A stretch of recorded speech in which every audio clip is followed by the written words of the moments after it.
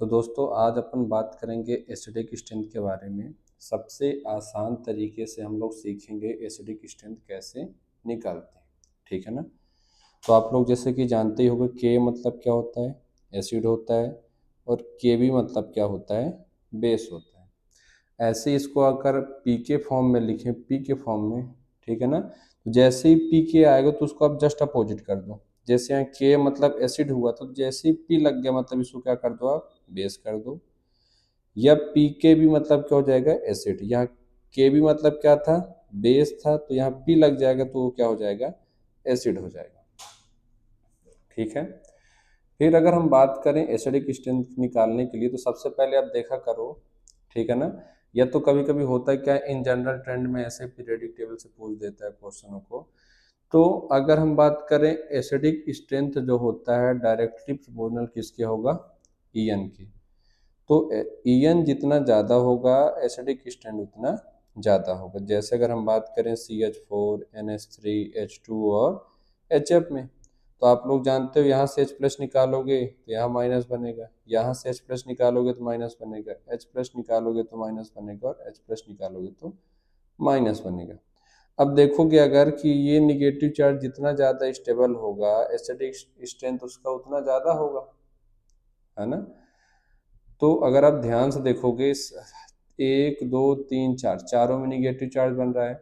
और आपको पता है कि जैसे ही हम लेफ्ट टू राइट जाते हैं पीरियोडिक टेबल में तो ईएन बढ़ते जाता है, ठीक है ना।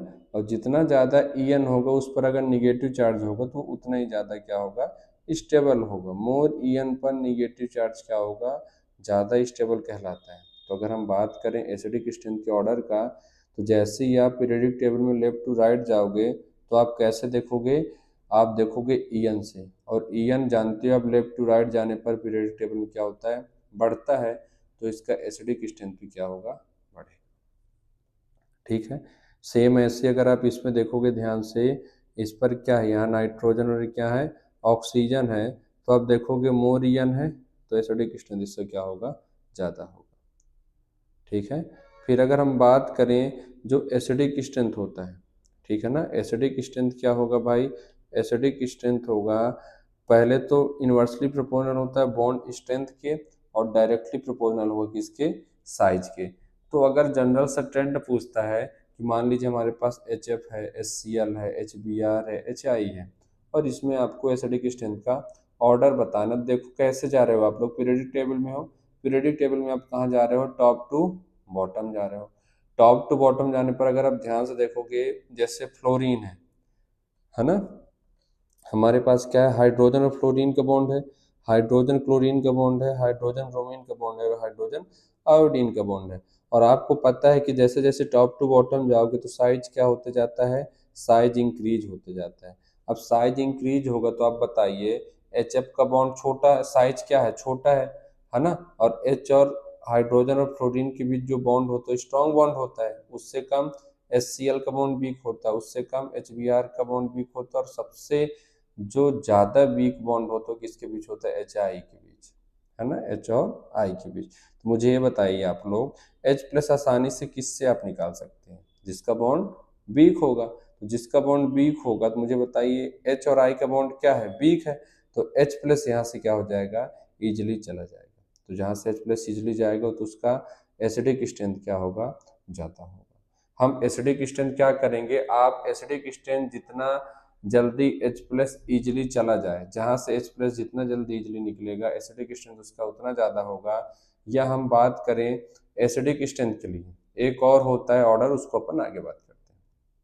तो देखोगे तो इसका ऑर्डर क्या आ जाएगा, इसका ऑर्डर आ जाएगा ये। तो इन पीरियोडिक टेबल आप जैसे ही टॉप टू बॉटम जाओगे तो क्या होगा, आपको साइज देखना है। और जब भी आप कहाँ जा रहे हो, लेफ्ट टू राइट जा रहे हो, तो आपको क्या देखना है, ईएन देखना है ना। तो इस चीज़ का ध्यान देना आप लोग। जैसे हमारे पास क्या है, हमारे पास हो गया ऑक्सीजन है, सल्फर है, सेलेनियम है, टेलेनियम है। तो आप कैसे जा रहे हैं, आप टॉप टू बॉटम जा रहे हैं। टॉप टू बॉटम पर क्या देखोगे, आप साइज देखोगे, जितना ज़्यादा साइज होगा उतना ही इजिली H प्लस इजिली चला जाएगा, है ना, बाहर चला जाएगा।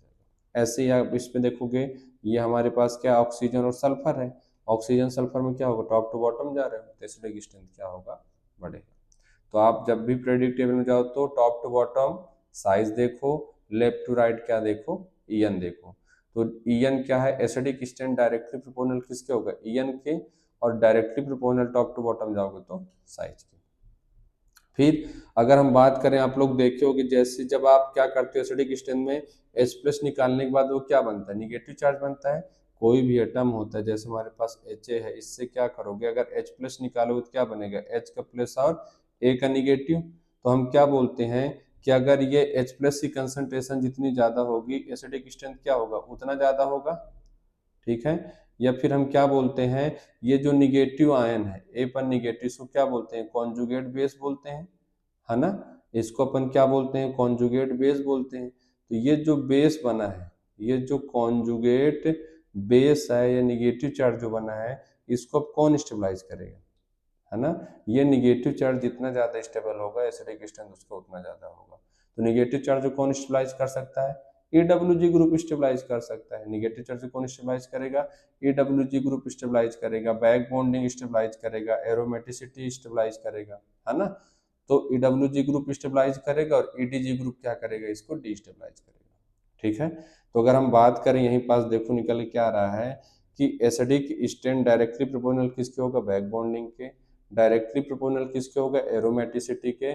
डायरेक्टली प्रोपोर्शनल किसके होगा, अब भाई निगेटिव चार्ज को स्टेबलाइज कौन करेगा, खींचने वाले ग्रुप की देने वाले ग्रुप, खींचने वाले ग्रुप।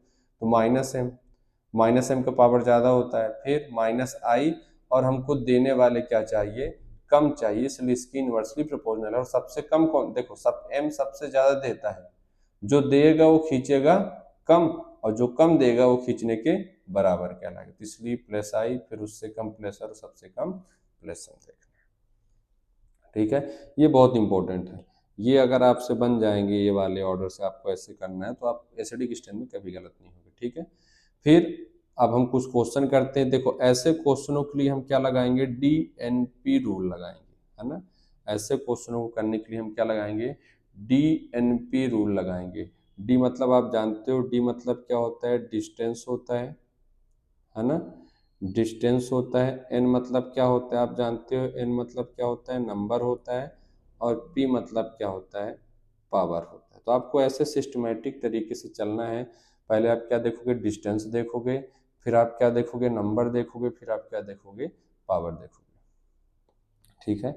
अब देखिए आप क्या करोगे, आपको एसिडिक स्ट्रेंथ के बाद सिंपल सा काम क्या है, आप ये करोगे, इस C double bond O S से एच निकालोगे, एच प्लस तो माइनस बनेगा, यहाँ से भी माइनस बनेगा, यहाँ भी माइनस बनेगा, और यहाँ भी माइनस बनेगा।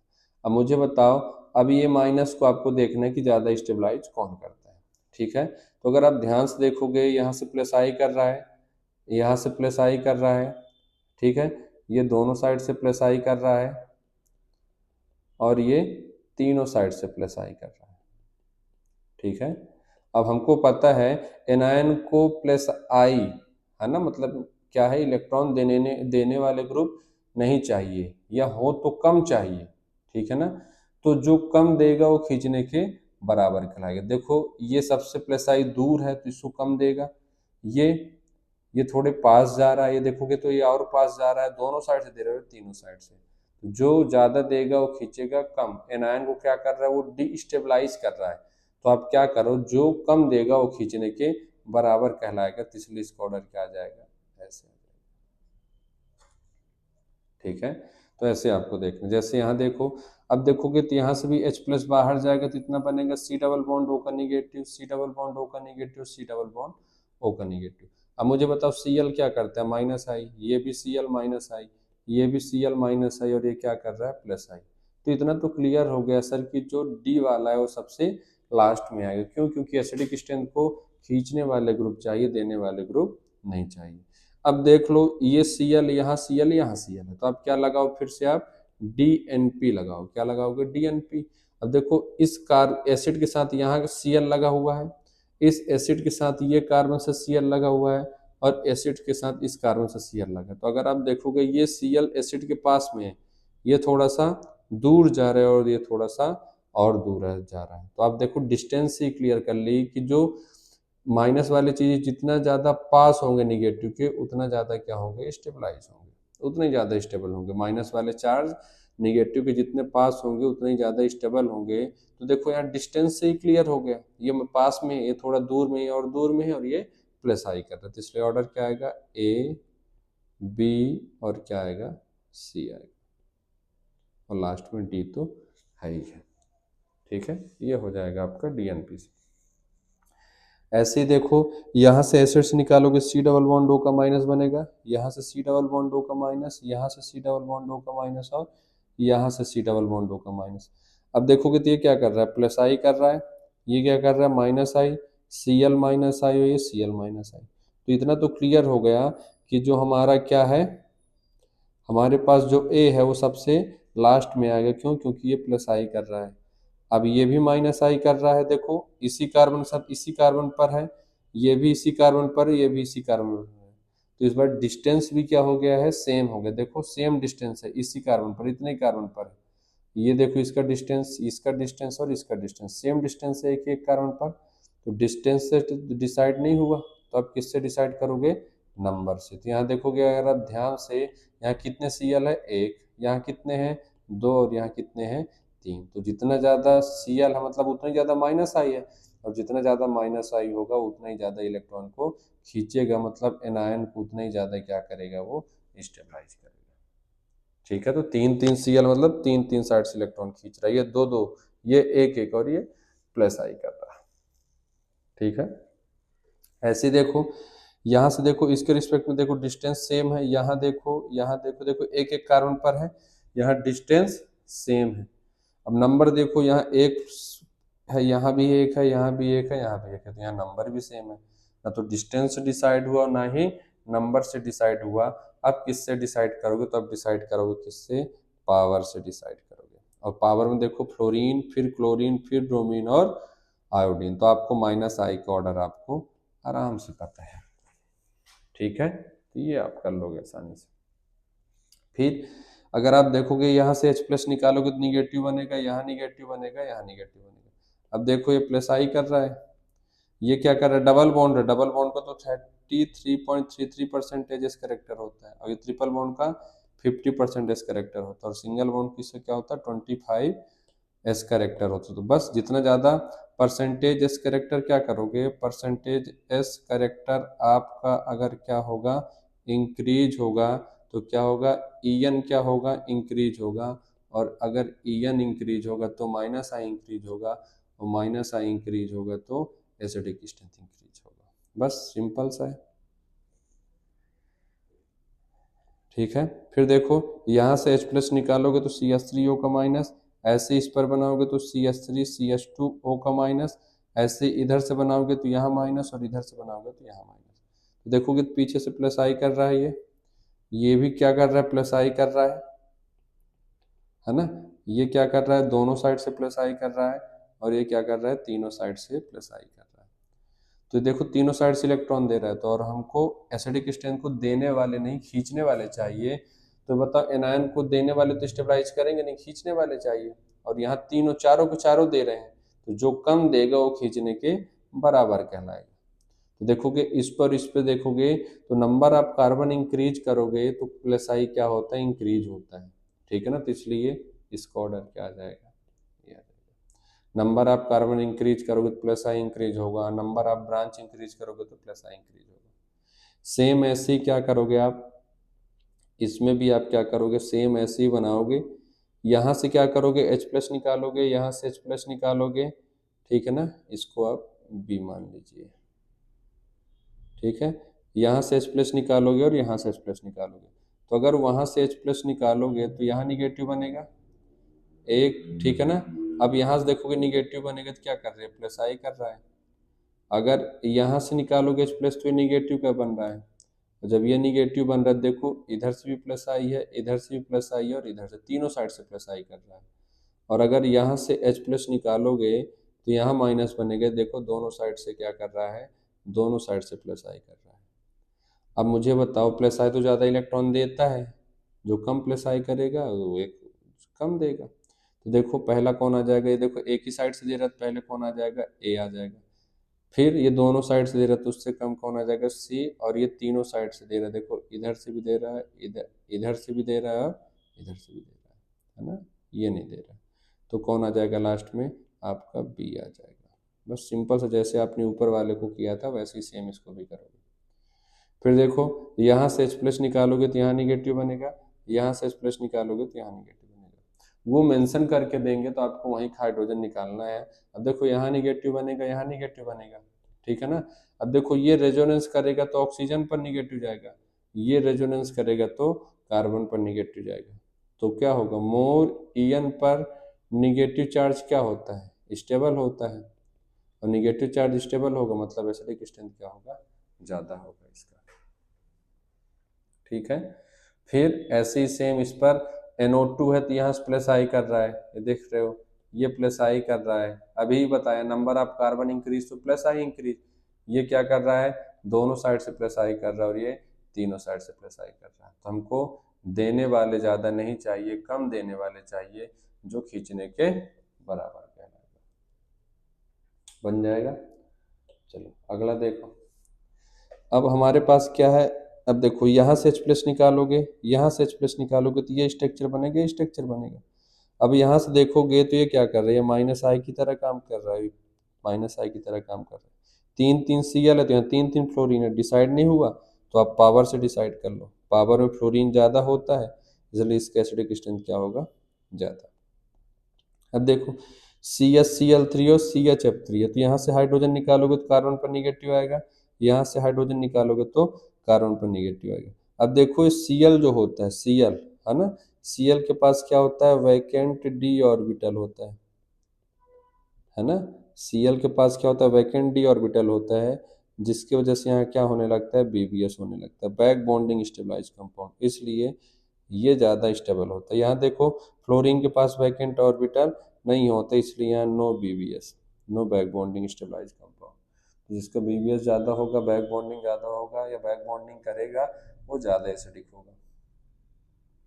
फिर यहाँ देखोगे एसिड है, ठीक है, यहाँ एसिड है, यहाँ क्या कर रहे हैं, NR3 माइनस आई है, ये एसिड है NO2 माइनस आई है, यहाँ देखोगे तो साइनाइड माइनस आई है, फ्लोरीन माइनस आई कर रहा है, क्लोरीन माइनस आई कर रहा है, और ये भी क्लोरीन माइनस आई कर रहा है, ये ब्रोमीन माइनस आई कर रहा है, और ये ब्रोमीन माइनस आई कर रहा है, ठीक है ना।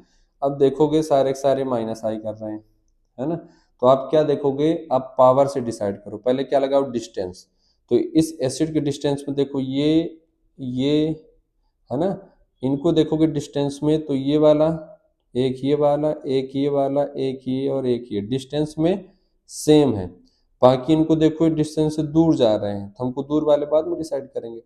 तो जब डिस्टेंस से देखा आपने, डिस्टेंस दोनों का सेम है, इनका सभी का डिस्टेंस सेम है, तो आप किस पर आओगे, आप नंबर पर आओगे। तो नंबर भी देखोगे सभी पर एक एक है तो नंबर भी क्या है, सेम है, तो नंबर से भी डिसाइड नहीं होगा। अब किससे डिसाइड होगा, पावर से डिसाइड होगा। अगर पावर से डिसाइड करते हो तो आपने पढ़ा होगा जो NR3 होता है उसका पावर ज़्यादा होता है ना, NR3। फिर NO2 पहले कौन आएगा, यहाँ पहले आएगा कौन भाई, पहले आएगा, सेकंड आएगा, फिर NO2 आएगा, तीन माइनस आई का पावर देख लो अब बस और कुछ नहीं। फिर कौन आएगा, NO2 के बाद आएगा साइनाइड आएगा, साइनाइड के बाद कौन आएगा, फिर कौन आएगा, फ्लोरीन आएगा, ठीक है। फिर कौन आएगा, क्लोरीन आएगा, फिर क्लोरीन के बाद कौन आएगा, अब इधर का, ठीक है ना। अब क्लोरीन के बाद अब इधर देखो, अब जिनका, अब दूसरे पार्ट पर आओ, अब दूसरे पार्ट पर क्या हो, जिनका डिस्टेंस थोड़ा आगे था, अब देखो ये तो सेम वाले हो गए इतने, है ना, ये सेम, ये भी सेम था। फिर अब देखो ये यहाँ है, एक कार्बन छोड़ के, ये भी एक कार्बन छोड़ के, और ये तो और दूर चला गया, ठीक है ना। तो ये दोनों का डिस्टेंस सेम है, ये दोनों का डिस्टेंस सेम है, तो इसमें किससे डिसाइड करोगे, पावर से। जब पावर से डिसाइड करोगे तो क्या हो जाएगा, ये 7 है ना, एक 7 वाला हो गया, एक 8 वाला हो गया, तो Cl पहले आता है ना, Cl कौन आएगा, पहले आएगा, तो 7 वाला पहले आ जाएगा, फिर 8 वाला आएगा, है ना। अब देखो ये और एक ये, इन दोनों पर अगर आप ध्यान से देखो तो यहाँ कोई माइनस आई ग्रुप नहीं है और यहाँ माइनस आई ग्रुप है, पहले कौन आ जाएगा, 9 आ जाएगा, और फिर कौन आ जाएगा, फर्स्ट आ जाएगा। तो आपको ऐसे देखना, पहले सेम डिस्टेंस वाले देख लो, जब डिस्टेंस सेम है तो फिर, है ना, क्यों, क्योंकि भाई सीधी सी बात है, जो माइनस वाली चीजें हैं वो भाई डिस्टेंस में पास में होने चाहिए ना, क्योंकि वो ज़्यादा पास रहेंगे तो उतने ज़्यादा इलेक्ट्रॉन खींचेंगे, और जितने ज़्यादा इलेक्ट्रॉन खींचेंगे उतने ही ज़्यादा स्टेबल होंगे। तो खींचने वाले ग्रुप हमको पास चाहिए और देने वाले ग्रुप एसिडिक स्टेट में हमको दूर चाहिए। तो ये जितने अभी आपने पढ़े ये सारे के सारे डीएनपी से हैं, डिस्टेंस नंबर पावर कॉन्सेप्ट से आपको इनको करना रहेगा। ठीक है, फिर आप लोग को पता ही होगा एक होता है ऑर्थो इफेक्ट। ये ऑर्थो इफेक्ट क्या होता है, आप लोगों ने पढ़ा भी होगा कि अगर बेंजोइक एसिड का केस होगा, बेंजोइक एसिड, सिर्फ बेंजोइक एसिड की बात चल रही है ना, और किसी पे मत लगा देना। अगर बेंजोइक एसिड का केस होगा, उसके अर्थो पोजीशन पर अगर कोई बल्की ग्रुप होगा, है ना, उसके अर्थो पोजीशन पर कोई बल्की ग्रुप होगा, तो वो हमेशा क्या करेगा, अर्थो इफेक्ट करेगा, और अर्थो इफेक्ट से हमेशा एसिडिक स्ट्रेंथ क्या होगा, इंक्रीज होगा। इस अर्थो पोजीशन पर कोई भी बल्की ग्रुप हो सकता है, चाहे इलेक्ट्रॉन डोनेटिंग ग्रुप हो, चाहे इलेक्ट्रॉन विड्रॉइंग ग्रुप हो, उससे मतलब हमको नहीं है। अगर बेंजोइक एसिड का केस होगा और अर्थो पोजीशन पर बल्की ग्रुप होगा, तो हमेशा उसका एसिडिक स्ट्रेंथ ज़्यादा होगा बिना अर्थो ग्रुप के। ठीक है, अब ये बल्की ग्रुप क्या क्या नहीं हो सकते हैं, तो देखो HDTOH साइनाइड, अगर ये आपको मिलेंगे तो ये बल्की ग्रुप नहीं होंगे, बाकी सारे आपको बल्की मिलेंगे। तो अगर एक बेंजोइक एसिड का केस होगा, एक अर्थो पर कोई ग्रुप होगा और एक बिना अर्थो पर, तो अर्थो वाला ज्यादा स्टेबल होगा, चाहे इलेक्ट्रॉन डोनेटिंग वाला हो या विथड्रॉइंग वाला। तो देखो ये पहला वाला आपको दिख रहा होगा, ये क्या कर रहा है, ये अर्थो इफेक्ट कर रहा है ना, ये अर्थो इफेक्ट कर रहा है। और आप लोगों ने पढ़ा ही होगा अर्थो इफेक्ट कौन कौन से ग्रुप लगाते हैं। ठीक है, अगर आपसे ये भी नहीं बनता तो अपन नेक्स्ट वीडियो में बात कर लेंगे कि कौन कौन से ऐसे ग्रुप होते हैं जो अर्थो इफेक्ट लगाते हैं। तो देखो ये अर्थो इफेक्ट कर रहा है, तो इतना तो क्लियर होगा, ए वाला सबसे ज्यादा आएगा। फिर देखो इसके रिस्पेक्ट में क्या है, अर्थो मेटा, ये पैरा, तो मेटा पर क्या लगता है, ओनली इंडक्टिव लगता है। मेटा पर क्या लगता है भाई, ओनली इंडक्टिव लगता है ना, और ओनली इंडक्टिव लगता है तो CH3 क्या करता है, प्लस आई करता है। ठीक है, ये पैरा पर है, और पैरा पर क्या करता है, हाइपर कॉन्जुगेशन करता है ना। अब मुझे बताओ पहले सबसे ज्यादा कौन देता है, रेजोनेंस इलेक्ट्रॉन, फिर हाइपर कॉन्जुगेशन, लास्ट में इंडक्टिव आता है। ठीक है, तो देखो हाइपर कॉन्जुगेशन ज्यादा इलेक्ट्रॉन देता है और इंडक्टिव कम इलेक्ट्रॉन देता है, और जो कम देगा वो खींचने के बराबर कहलाएगा, मतलब एसिडिक स्ट्रेंथ उसका क्या होगा, ज्यादा होगा। तो बी और फिर सी। हमको एसिडिक स्ट्रेंथ में देने वाले ग्रुप नहीं चाहिए, खींचने वाले ग्रुप चाहिए, है ना। अगर मान लो पूरे देने वाले ग्रुप लगे हों, तो जो कम देगा वो खींचने के बराबर कहलाएगा। ऐसे देखो ये बेंजोइक एसिड है, ये बेंजोइक एसिड आपको मिल गया। अगर बेंजोइक एसिड में अर्थो पोजीशन पर कोई भी ग्रुप होगा वो अर्थो इफेक्ट करेगा, और अर्थो इफेक्ट की वजह से वो ज्यादा एसिडिक होगा। तो इतना तो क्लियर हो गया, ए वाला अर्थो कर रहा है। फिर ये देखो NO2 मेटा पर है तो माइनस आई करेगा। मेटा पोजीशन पर कभी भी रेजोनेंस नहीं होता, ना ही हाइपर कॉन्जुगेशन होता, मेटा पर सिर्फ इंडक्टिव होगा। ये माइनस आई कर रहा है क्या, इसके पैरा पर है, और पैरा पर है तो क्या करेगा, माइनस है। याद है ना, सारी चीजें बता रखा हूँ पहले की वीडियो में कि कैसे आप डायरेक्टिंग डिसाइड करो कि अर्थो पैरा डायरेक्टिंग कौन होगा और कौन मेटा डायरेक्टिंग, इसका अलग से वीडियो बना रखा है मैंने। तो पहले तो अर्थो वाला हो गया, फिर कौन आएगा, फिर सी वाला आएगा, फिर कौन आएगा, बी वाला। ऐसे इसको देखिए, NO2 क्या करेगा, -M, Cl क्या करेगा, -I। याद करो मैंने बता रखा हूँ हेलोजन का अलग केस होता है। OCH3 क्या है, बेंजीन रिंग से डायरेक्टली कनेक्टेड क्या है, लोन पेयर डोनर है, तो क्या करेगा, +M करेगा। अब देखोगे अगर आप यहाँ तो ज्यादा कौन खींच रहा है, फर्स्ट, फिर सेकेंड, और फिर कौन आ जाएगा, थर्ड, मतलब ABC। ठीक है, फिर देखो इसमें बात करें तो याद करो मैंने बताया था इसको अलग से वीडियो में कि इलेक्ट्रॉन डेंसिटी का ऑर्डर क्या आता है, फ्लोरीन, क्लोरीन, ब्रोमीन और आयोडीन। तो फ्लोरीन सबसे ज्यादा इलेक्ट्रॉन देता है, याद है, 2p2p ओवरलैपिंग से अपन ने बात कर रखा है, वीडियो में बता रखा हूँ मैं आप लोग को, 2p2p ओवरलैपिंग से इलेक्ट्रॉन डेंसिटी फ्लोरीन का ज्यादा होता है, तो ज्यादा इलेक्ट्रॉन देता है। अब जो ज्यादा इलेक्ट्रॉन देगा वो, ठीक है ना, वो खींचेगा कैसे, नहीं खींच पाएगा वो, है ना, ज्यादा इलेक्ट्रॉन दे रहा है। तो जो कम इलेक्ट्रॉन देगा वो खींचने के बराबर कहलाएगा, और जो खींचने के बराबर कहलाएगा मतलब उसका -I क्या होगा, ज्यादा होगा। ठीक है, तो इलेक्ट्रॉन डेंसिटी का ऑर्डर क्या था, अगर हम बात करें इलेक्ट्रॉन डेंसिटी का ऑर्डर तो क्या होता है, फ्लोरीन होता है, फिर क्लोरीन, फिर ब्रोमीन और फिर आयोडीन, ये बात कर रखा है। अभी सबसे ज़्यादा देता है और आयोडीन सबसे कम देता है, तो जो कम देगा वो खींचने के बराबर कहलाएगा।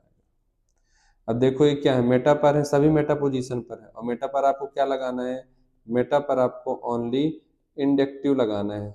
अब मेटा पर आपको ओनली इंडक्टिव लगाना है, तो देखो फ्लोरीन है, ये माइनस आई कर रहा है, क्लोरीन माइनस आई कर रहा है, ब्रोमीन माइनस आई कर रहा है और आयोडीन माइनस आई कर रहा है। तो अब क्या करोगे, आपको कुछ नहीं करना, बस पावर से देख लो, माइनस आई का पावर आपको पता है, ऑर्डर पता है आपको माइनस आई का, है ना।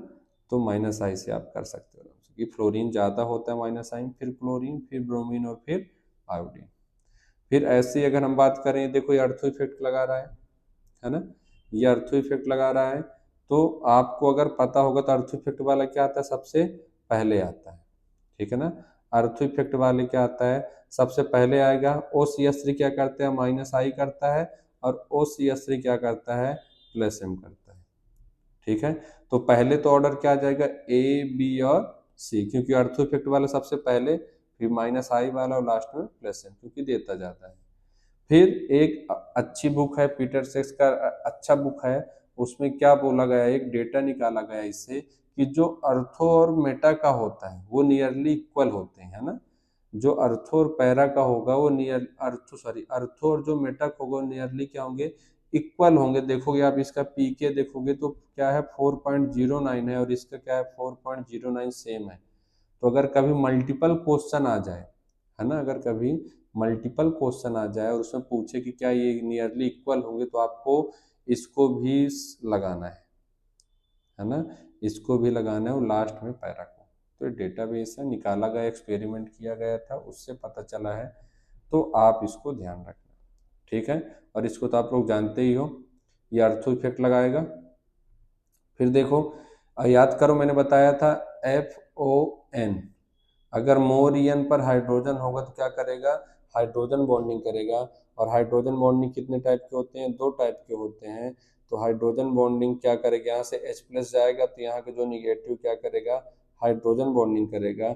और कौन सा हाइड्रोजन बॉन्डिंग करता है, जब एक ही कंपाउंड के बीच में होता है तो उसको क्या बोलते हैं, इंट्रामोलिकुलर H बॉन्डिंग।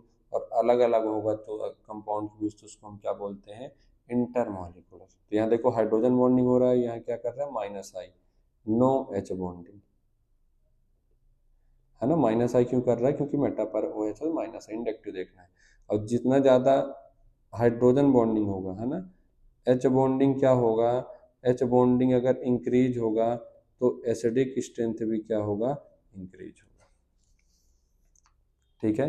तो यहाँ देखोगे, यहाँ देखो एक साइड से हाइड्रोजन बॉन्डिंग कर रहा है, और यहाँ क्या कर रहा है, दोनों साइड से हाइड्रोजन बॉन्डिंग कर रहा है। जितना ज़्यादा हाइड्रोजन बॉन्डिंग करेगा उसका एसिडिक स्ट्रेंथ उतना ज़्यादा होगा, ठीक है।